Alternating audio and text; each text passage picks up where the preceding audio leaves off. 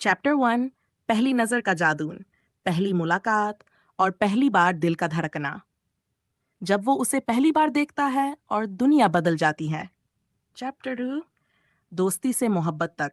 धीरे धीरे उनकी दोस्ती गई होती है। वो पल जब दोनों एक दूसरे के बिना दिन पूरा नहीं कर पाते। पहली आई लव यू और पहली डेट। दूरी की दस्तक। हर रिश्ता वक्त की मार से नहीं बच पाता। रिश्ते में दरारें आनी शुरू होती हैं, बहाने, खामोशियां, और एक दिन वो कहती है हमें ब्रेक चाहिए। चैप्टर 4। बिखराव का मौसम। तन्हाई, यादें, खुद से लड़ाई। लड़का टूट जाता है, खुद को कमरे में बंद कर लेता है। पुराने मैसेज पढ़ना, तस्वीरें देखना और खुद से सवाल करना, क्या मेरी गलती थी? चैप्टर 5। खुद से मुलाकात। धीरे धीरे वो खुद से जुड़ना शुरू करता है। नई आदतें, किताबें, अकेले घूमना, खुद को समय देना। ये चैप्टर डायरी स्टाइल में होगा, दिल की गहराई से निकले शब्दों के साथ। चैप्टर 6। कीरा की दस्तक। एक कॉफी शॉप में मुलाकात कीरा से, जो खुद भी टूटी हुई थी। दो अधूरे लोग साथ आते हैं, एक दूसरे को ठीक करने नहीं, समझने के लिए। चैप्टर 7। जब जिंदगी फिर मुस्कराई कीरा के साथ उसकी नई जिंदगी। वो फिर से हंसने लगता है, कामयाबी की तरफ बढ़ता है। अब वो किसी पर निर्भर नहीं, बल्कि खुद के साथ संतुष्ट है। चैप्टर 8। जब अतीत लौट आया। एक दिन अचानक आन्या वापस आती है, पछतावे के साथ। वो अब उसे वापस चाहती है। फिर होती है उस लड़के की सबसे मुश्किल परीक्षा, दिल बनाम दिमाग। चैप्टर 9। एक और अलविदा, पर इस बार मजबूती से। उसकी मुलाकात आन्या से होती है। वो सारी बातें, सारे दर्द फिर से सामने आते हैं। लेकिन इस बार वो टूटता नहीं, मुस्कुराता है और कहता है अब मैं लौट नहीं सकता। चैप्टर 10। अधूरी कहानियों की खूबसूरती। अंतिम चैप्टर। अब वो पूरी तरह बदल चुका है। वो समझ चुका है कि कुछ कहानियां अधूरी रहकर ही मुकम्मल होती हैं, और कभी-कभी सबसे बड़ा प्यार होता है खुद से किया गया प्यार। पहली नजर का जादू।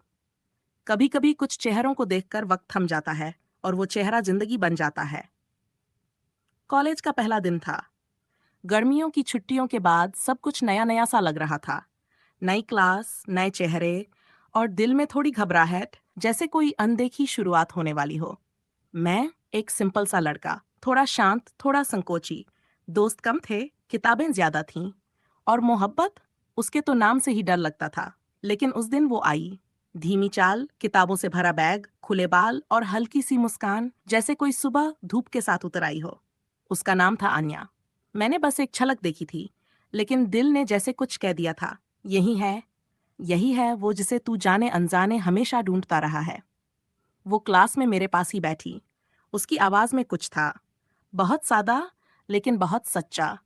पहली बार हमारी नजरें मिलीं तो लगा जैसे कोई पुराना रिश्ता हो, अधूरा सा लेकिन गहरा। हाय, मैं आन्या, उसने कहा। मैंने खुद को संभालते हुए जवाब दिया, हाय, मैं आरव। उस एक हाय में जैसे पूरी जिंदगी बस गई थी। लंच कॉरिडोर में सब अपने ग्रुप्स में थे, और मैं अब तक उसे ढूंढ रहा था। और फिर देखा, वो एक बेंच पर बैठी थी, अकेली, कुछ सोच रही थी। मैं पास गया, थोड़ी हिचकिचाहट के बाद बोला, तुम अगर चाहो तो मेरे ग्रुप के साथ बैठ सकती हो। वो मुस्कुराई, या तुम यहीं बैठ जाओ ना। उसकी वो मुस्कान उस दिन की धूप से ज्यादा तेज थी। रात को पहली बार उसके नाम से स्टोरी सर्च की, फिर उसकी प्रोफाइल मिली, आन्या शर्मा, किताबों की दीवानी, कॉफी लवर और आधी पागल। मैं मुस्कुरा दिया। फोन की स्क्रीन पर उसका चेहरा था, और दिल की स्क्रीन पर उसकी याद। पहली बार किसी लड़की को देखकर ऐसा लगा, अब जिंदगी बदलने वाली है। डायरी में लिखा, आज किसी की आंखों में खुद को देखा और पहली बार अच्छा लगा। चैप्टर 2। दोस्ती से मोहब्बत तक। कभी इतना अपना बन जाता है कि उसके बिना सब अधूरा लगता है। कॉलेज के दिन अब कुछ और लगने लगे थे। क्लास से पहले उसकी आवाज, ब्रेक में उसकी बातें, लाइब्रेरी में उसकी हंसी, जैसे हर कोने में आन्या थी, और मैं बस उसे महसूस करता था। हम रोज साथ बैठते, बातों का कोई अंत नहीं होता। कभी वो अपने पसंदीदा लेखक की बातें करती, किताबें सबसे वफादार होती हैं आर्व। तो कभी मैं चुपचाप उसकी आंखों में अपना चेहरा ढूंढता। वो हंसती थी तो लगता जैसे दुनिया से सारे दुख मिट जाते हैं। कभी कभी मैं सोचता, क्या ये सिर्फ दोस्ती है या कुछ और? आरव, तुमने कभी प्यार किया है? उसने अचानक पूछा। मैं थोड़ा चौंक गया। हंसते हुए बोला, प्यार नहीं, डर लगता है उससे। वो बोली, मुझे भी, क्योंकि जब कोई बहुत अपना बन जाता है तो खोने का डर भी उतना ही बढ़ जाता है। हम दोनों कुछ देर चुप रहे, लेकिन उस चुप्पी में भी बहुत कुछ कहा गया। रातें बदलने लगी थीं। अब सोने से पहले उसका गुड नाइट जरूरी था। सुबह उसकी गुड मॉर्निंग से दिन शुरू होता। फोन पर बातें करते करते घंटों निकल जाते। बातें बेमतलब होती, लेकिन दिल की जुबां बन चुकी थीं। एक शाम पहली बार दिल बोला। हम कैंटीन के पीछे बैठे थे। वो अपने बाल समेट रही थी। उसने पूछा, आरव, अगर मैं तुम्हें छोड़कर कहीं चली जाऊं तो? मैंने बिना सोचे कहा, तो शायद मैं खुद को खो बैठूंगा। वो कुछ पल चुप रही, फिर हल्के से मुस्कराई और कहा, पागल हो तुम। उस दिन के बाद सब कुछ बदल गया। अब मैं सिर्फ उसका दोस्त नहीं था, मैं उसका सबसे करीबी, उसका सुनने वाला, उसका साथ बन चुका था। और एक रात जब चांद पूरा था और नींद अधूरी, आरव, मुझे तुमसे कुछ कहना है। पर वहीं होता है जहां भरोसा हो, पर जब भरोसे में दरार आ जाए तो प्यार भी चुपचाप टूट जाता है। उस रात जब उसका मैसेज आया, आरव, मुझे तुमसे कुछ कहना है, मैंने फौरन कॉल किया। वो बोली, मुझे नहीं पता ये कब हुआ, लेकिन मुझे लगता है मैं तुमसे प्यार करने लगी हूँ। दिल धड़क उठा, आवाज रुक सी गई। कुछ पल बाद मैं सिर्फ इतना कह पाया, आन्या, मैं तो बहुत पहले से। हम दोनों हंसे और वो हंसी उस रात का सबसे खूबसूरत हिस्सा थी। कुछ हफ्तों तक सब कुछ सपना जैसा था। साथ में कॉलेज जाना, हाथों में हाथ लेकर शाम की सैर, घंटों बातें। वो मेरी शर्ट चुरा कर पहनना, उसका मुझे बुड्ढा बुलाना और मेरा उसे पगली कहना। हमारा प्यार मासूम था, लेकिन धीरे धीरे परिपक्वता की परीक्षा शुरू होने लगी। एक दिन सवाल उठा। उसका फोन बार बार बिजी जाता था। मैंने पूछा, किससे बात कर रही थी? वो बोली, एक फ्रेंड है, ऑफिस वाला। शब्द साधारण थे पर एहसास उलझे हुए। मैंने खुद से लड़ाई की, भरोसा रख आर्व, वो तेरा ही तो हिस्सा है। पर शक की पहली चिंगारी लग चुकी थी। कुछ दिन बाद वो बदलने लगी। मैसेज देर से आना, कॉल्स पर अनमनी बातें, मिलने पर भी किसी और दुनिया में खोई हुई। मैंने उससे पूछा, सब ठीक है ना? वो चुप रही। और फिर एक दिन वो फासला आ गया। आरव, मुझे लगता है हम बहुत जल्दी आ गए इस रिश्ते में, मैं थोड़ा स्पेस चाहती हूँ। दिल एक पल को थम गया। मैंने कहा, मत जाओ, बात कर लो मुझसे। पर वो जा चुकी थी। शब्दों में ब्रेक था, पर आंखों में रातें बदली, दिन थम से गए। वो साथ नहीं थी, लेकिन यादें हर जगह थीं। उसकी खुशबू तक मेरी शर्ट से नहीं जा रही थी और उसके बिना मैं खुद में नहीं रह रहा था। डायरी में लिखा, कभी कभी सबसे प्यारे रिश्ते भी किसी वजह के बिना बिखर जाते हैं। चैप्टर 4, बिखराव का मौसम। जिसे सबसे ज्यादा चाहा उसी ने सबसे ज्यादा रुलाया। आन्या चली गई थी और मैं वहीं खड़ा रह गया था जहां हमने साथ चलने की कसम खाई थी। दिन अब भारी लगते थे। सुबह उठना ऐसा लगता जैसे कोई जरूरत नहीं रही। फोन बार बार देखना, फिर खुद को समझाना, अब वो नहीं आएगी। मैं खुद से बात करने लगा था। आईने में देखता और खुद से सवाल करता, मेरी गलती थी, मैंने बहुत जल्दी प्यार किया, बहुत गहराई से किया। दोस्त पूछते थे, क्या हुआ, और मैं बस मुस्कुरा देता, कुछ नहीं, बस नींद कम आती है आजकल। कमरे की दीवारें भी अब समझने लगी थीं। जहां पहले उसकी हंसी गूंजती थी, अब वहां बस सन्नाटा था। पुरानी चैट्स पढ़ता, उसकी आवाज रिकॉर्ड करके फिर सुनता, उसकी तस्वीरें देखता और आंखों से कुछ बह जाता। एक रात बहुत चुपचाप थी। फिर अचानक मैंने वो सब डिलीट कर दिया, चैट्स, फोटोज, कॉल रिकॉर्ड। लेकिन यादें तो दिल में सेव हो चुकी थीं। उन्हें कैसे डिलीट करता?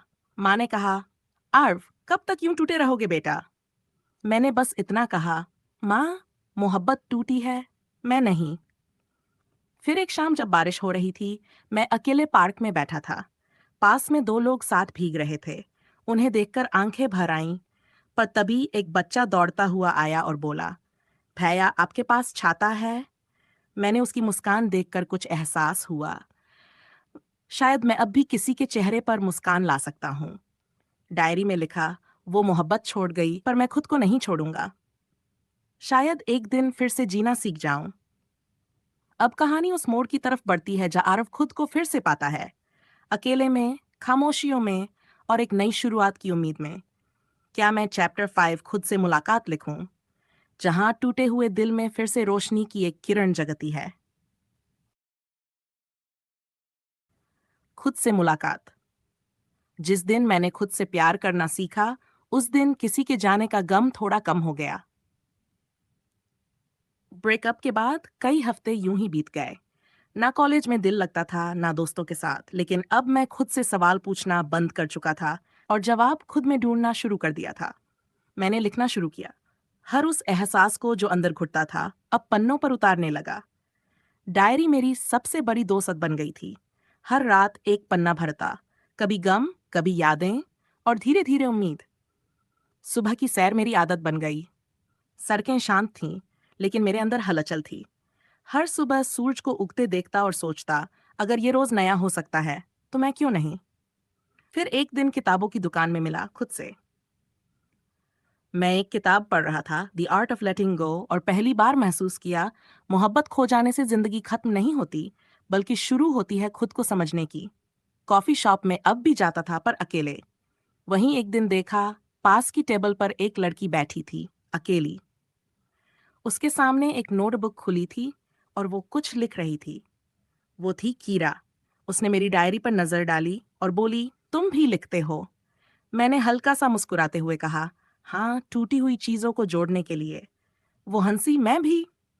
धीरे धीरे हम बातें करने लगे। ना कोई उम्मीद थी, ना कोई रिश्ता, बस दो अधूरे लोग एक दूसरे की खामोशियां समझते हुए। वो खुद भी किसी ब्रेकअप से गुजरी थी। हमने तय किया, हम एक दूसरे को ठीक नहीं करेंगे, बस साथ चलेंगे, जब तक चल सके। शायद अकेले चलना जरूरी था, ताकि मुझे वो रास्ता मिल सके जो खुद की ओर जाता है। अब कहानी बदलने लगी है। आरव धीरे धीरे फिर से मुस्कुराना सीख रहा है, पर एक अधूरी कहानी हमेशा दिल के किसी कोने में रहती है। अब बताओ, क्या तुम तैयार हो चैप्टर 6 कीरा की दस्तक के लिए, जहां जिंदगी में एक नया किरदार आता है, ना प्रेमी बनकर, ना दोस्त, बल्कि आईना बनकर।